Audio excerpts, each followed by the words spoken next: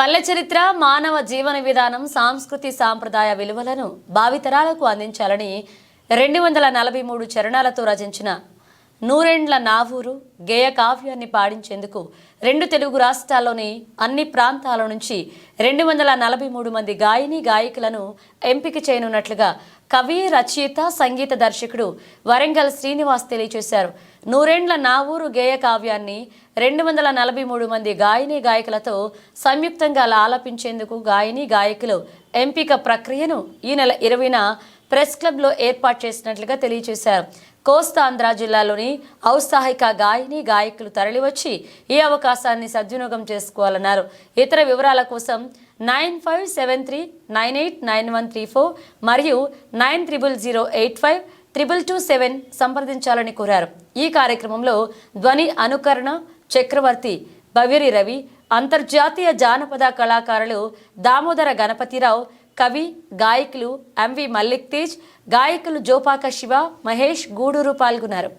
Kasala Shyam beams చాలామంది professional singers celebrities ముందుకు వచ్చిన తర్వాత నా మట్టి బిడ్డల్ని అన్ని ప్రాంతాల వాళ్ళు కూడా ఇందులో భాగస్వామ్యం చేయాలి. ఈ భూమి ఆకాశం ఉన్నంత కాలం ఈ గేయ కావ్యం నిలిచిపోద్ది, కాబట్టి ఇది నా ఊరు కాదు, ఇది జాతికి అంకితం అని చెప్పి ఎలాంటి ప్రాంత భేదాలు లేకుండా విజయవాడ రావడం జరిగింది.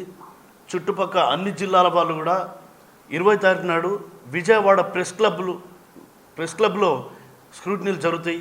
కాబట్టి అందరూ కూడా మీ ధర్మంగా మీరు ఇందులో మీ స్థానం దక్కించుకోవాలని చెప్పి మనస్ఫూర్తిగా మిమ్మల్ని ఆహ్వానిస్తున్న మీ వరంగల్ శ్రీనివాస్. Thank you. ఓయమ్మ నా పల్లె సీమ ఈనాడు ఎందుకింత చిన్నబాయే, ఎనకటి కలదప్పినాదో నా పల్లె ఎడుగాని తీరైనాదో. ఓయమ్మ నా పల్లె సీమ ఈనాడు ఎందుకింత చిన్నబాయే, ఎనకటి కలదప్పినాదో నా పల్లె ఎడుగాని తీరైనాదో. పచ్చ పచ్చని పంట సేన్ల నట్ట నడువ బొట్టు పెట్టినట్టు నా పల్లె ఉండేది, పొందించుకున్నట్టి బొడ్రాయితో పాటు పోషమ్మ గుడి పల్లె కందంగా ఉండేది. ఎంత దూరం ఉన్న ఎత్తైన మా ఊరి తాటి చెట్లే పల్లె ఉనికి నీ సాటేది. ఇక కొత్త మనుషులు గుర్తు పట్టేటట్టు చింత చెట్లు యాప చెట్లు ఇండ్ల ముందుండేది.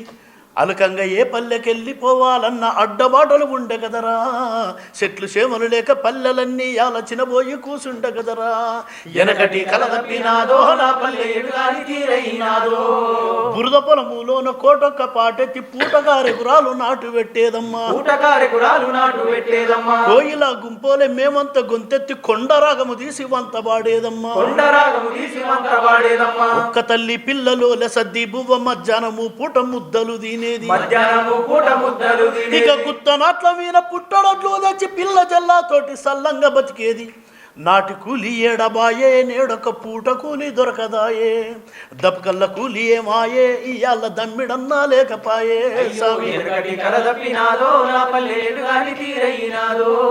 ఏడు తంతెల నాటి ఆడిబిడ్డ ఇంటి జాలారు బండ మీద తానము చేస్తే, 6 నెలలకోసారి ఇంటి ఆడిబిడ్డ వచ్చి తానం చేసి దీవనార్తి పెడితే,